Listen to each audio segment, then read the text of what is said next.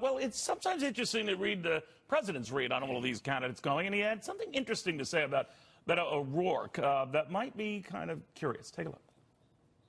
I'm running to serve you as President of the United States of America. Thank you. Good. Thank you all for having us out.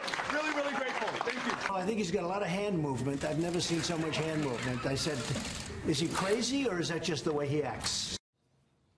You know, for the life of me, I have been watching video of O'Rourke, and I focus on the hand movement, and that's the idea, to sidetrack you, to maybe divide your attention a little bit. The president also has a pattern with this to single out opponents and sort of put them in a kind of a one name or sort of a one characterization. He's done this throughout and did this throughout the 2016 campaign, particularly when it was running for the Republican nomination all the way up to Hillary Clinton. Take a look. Lion Ted.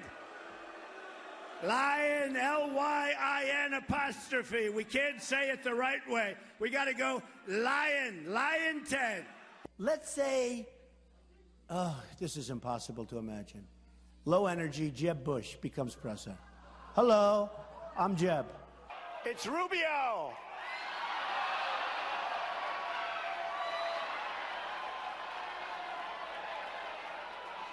That's what it.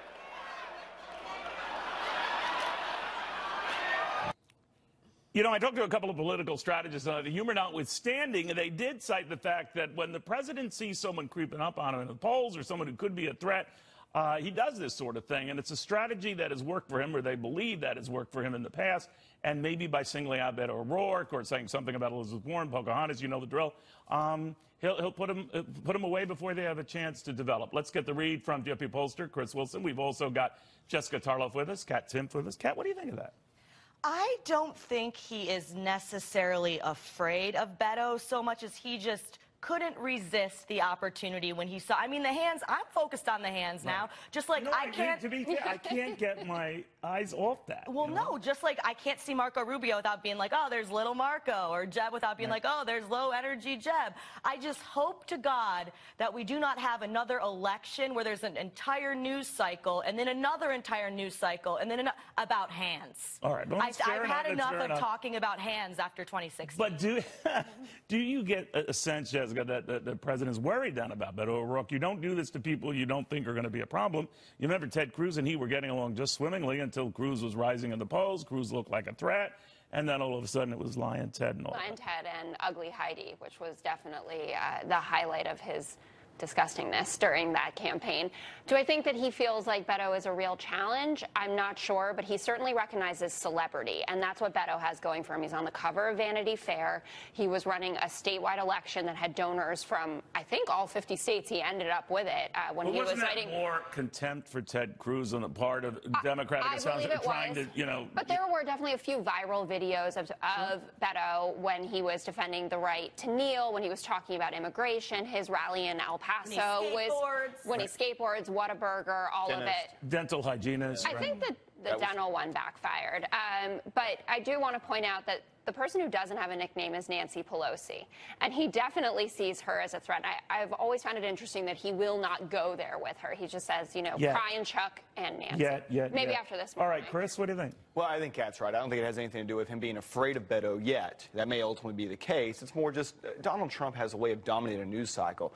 But if O'Rourke thinks it's bad, whenever Donald Trump is making fun of his hands, wait till he finds out that O'Rourke played a guitar in a furry outfit. And then he finds out what a furry is. This is going to go way off the rails fast. You think hand news cycles are bad? Then we're going to have furry news cycles. Oh, boy. I think if you get to debating the name thing, well, I guess we're feeding the beast, right? I mean, then all of a sudden it gets to be the distraction the president wants, right? It is, and you're talking about O'Rourke's hands rather than the fact that, well, really, what you had over the last 24 hours of Beto O'Rourke was pretty much one of the worst rollouts I've ever seen in a presidential campaign, and I think that's because he had so much buildup leading into it. It may be almost unfair. And that's coming from other Democrats who are sick of the attention he's getting. He hasn't really talked about policy. Whenever he's asked about policy, he's like, well, that's up to the voters. Well, he's never talked about policy. And his website just says Beto for America. What do you mean by? Well, what I mean is I mean, right. I mean, it's fine to use your hands, Neil. Sure, I think sure, it really is fine.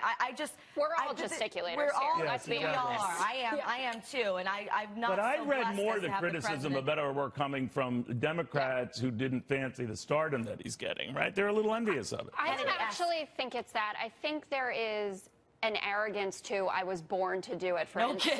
And what's going on where he says, I realize that it's not a popular time to be a white man in this party running for office, so I'll make sure to surround myself with people of color and with women. And Did you find that offensive? I didn't find it offensive. I thought it was better that he acknowledged it than not. I'm all for everyone getting in the race, but there are people who have been working their tails off for a lot longer, who have records to run on, and who are diving deep into policy. He also said, I don't prepare. I get up there and I speak from the heart, and I can tell you, Kamala Harris doesn't do that. But neither does the president when he gives a speech. I mean, he wings it. He's very effective at it. I think his winging it only goes so far because he knows what he wants to say. He knows he wants to talk about the wall. These are the bullet points. Right, these are the bullets, by the way, and no matter what Beto has that. He knows his bullet points, right?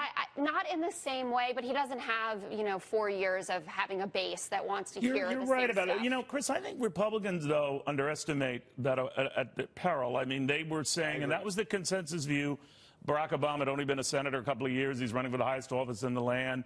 And, the last guy who lost a Senate race and went on to win the White House was a fellow named Abraham Lincoln. Now, I am not comparing these two at all. Yeah. Don't get me wrong. But history is a way of just sort of making fun of those who kind of... It does, but I think to Jessica's point, I mean, she's right. You've got, if I'm Cory Booker or Kamala Harris right now, I'm really angry about the way the attention he's getting. But the other people who are angry right now are Texas Democrats, because he spent more time now campaigning for Democrats for election in Iowa than he did in Texas. He did not help Democrats statewide in Texas. And in fact, whenever he was very confident he could tip that state blue. Well, there is a lot of reasons why what happened in Texas in 2018 happened. Some of them had to do with O'Rourke. A lot of it had to do with, that's where I think Republicans should not underestimate it. He put together a very solid organization. He understands how to run a campaign. He's an indefatigable campaigner. Do you think he could tip it blue? That the state is heading? I don't think that he could. I think it's so interesting, the kind of, it's not just confidence so much as arrogance to say I was born to do this after you didn't do it. Yeah. That's what's interesting. Well, but why also wouldn't you run against John Cornyn in 2020 if you have built this base of support in Texas? Because he was born to do that. You didn't see that? I did. I saw it many times. I'm done with the hand thing. I'm done with all of that thing. And later on, I'll be doing my Irish accent thing.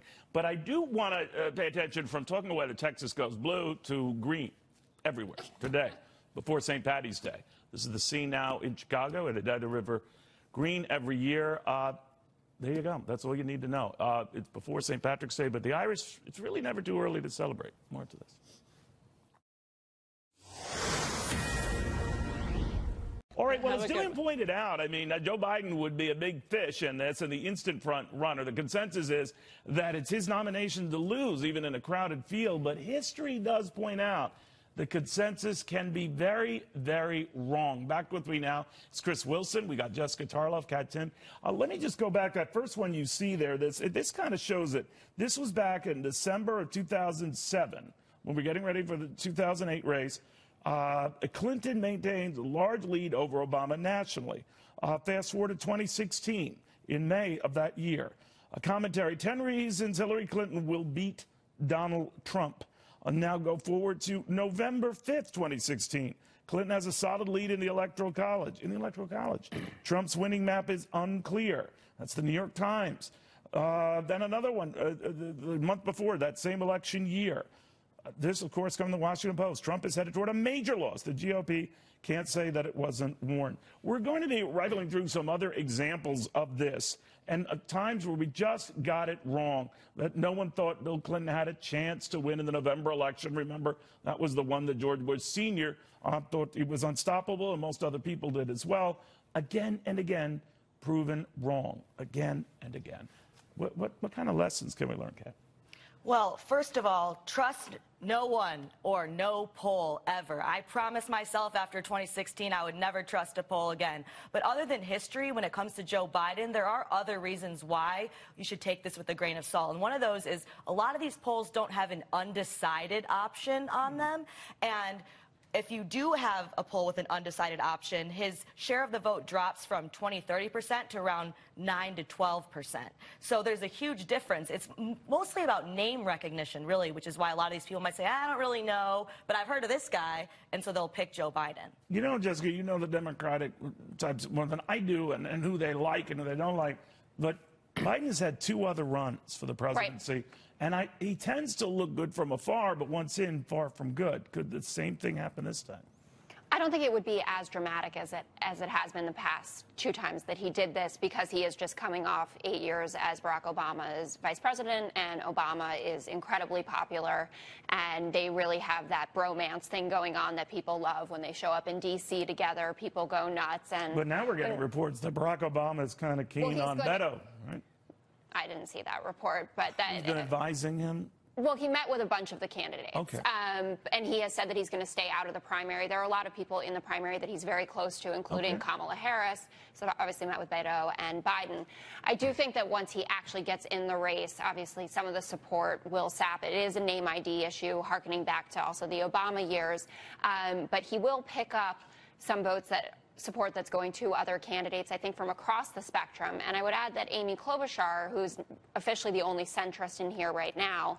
Always forget about her, too.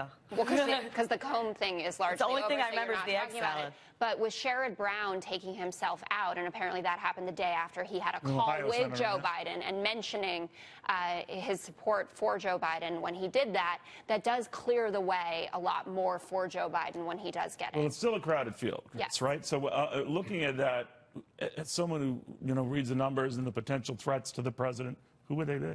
Well, I think, first of all, it's interesting that Joe Biden in 2020 is being considered a centrist candidate. The last 2 times he ran, he was seen as a far-left candidate. And that just shows how far left the Democratic Party has moved, is that he is now their centrist. I think that Biden would be strong getting in, but to add to sort of pile on to those past polls, at this point in 2016, Jeb Bush was seen as unbeatable in the Republican primary, and he didn't make it past South Carolina. So I do think things are going to evolve quickly. Biden's biggest strength right now is his connection to the Democratic establishment. And that's not necessarily the Democratic establishment you see on Twitter or that you see represented on the cable news shows. It's the Democratic establishment that existed around Barack Obama. But someone is going to get nominated, right? It's going to be one person. And with Bill Clinton in 1992, when that all started, came from nowhere. George Bush Sr. was unstoppable. And then they sort of maligned the Democrats as the 7 dwarfs trying to run against him. Right. He emerged as the lone dwarf, and he won. So, he did. Now, well, that's why, what would you look for? Well, I think we're going to, coming out of Iowa and New Hampshire, those are really going to be someone's going to catch lightning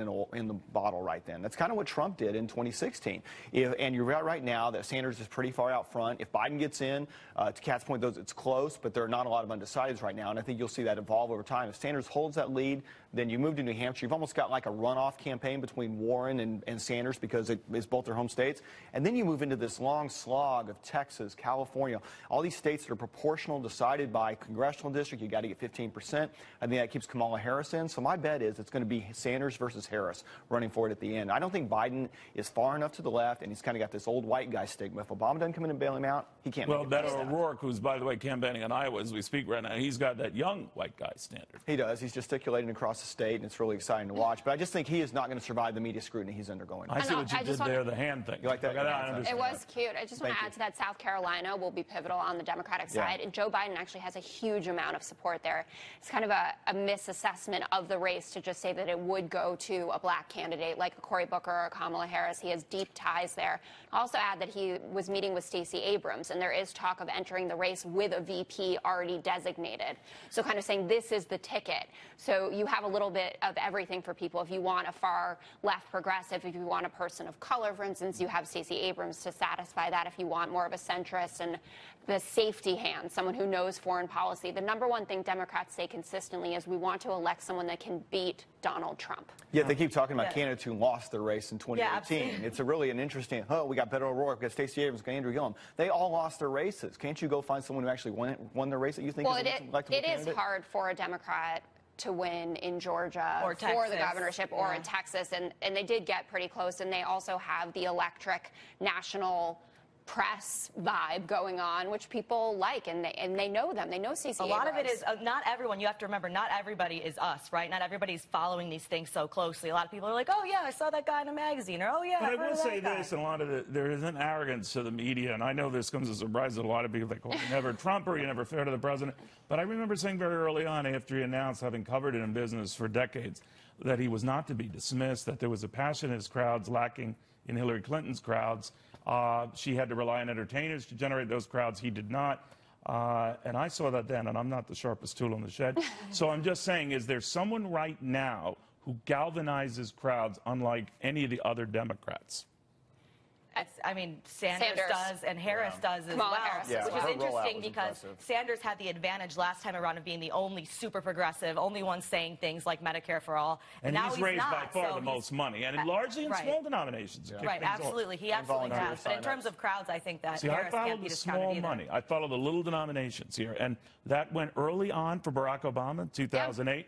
That went early on again in 2016 among the Bernie Sanders folks. Now the system was such that I guess your party rigged it against him.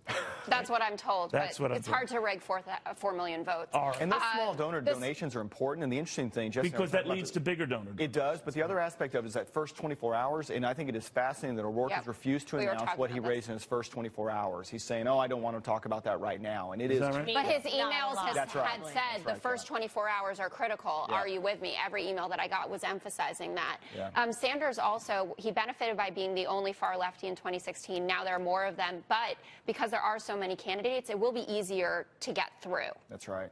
So it's not just a benefit two-person and a He's curse. also not really the underdog, so who's going to face more media scrutiny. But than you can he only did be an last time insurgent around. once also, so how does he catch that? There's so many different dynamics to Yeah, this. it's hard to get lightning twice. And to point it out, in 2016, no one had announced on the Republican side by this date.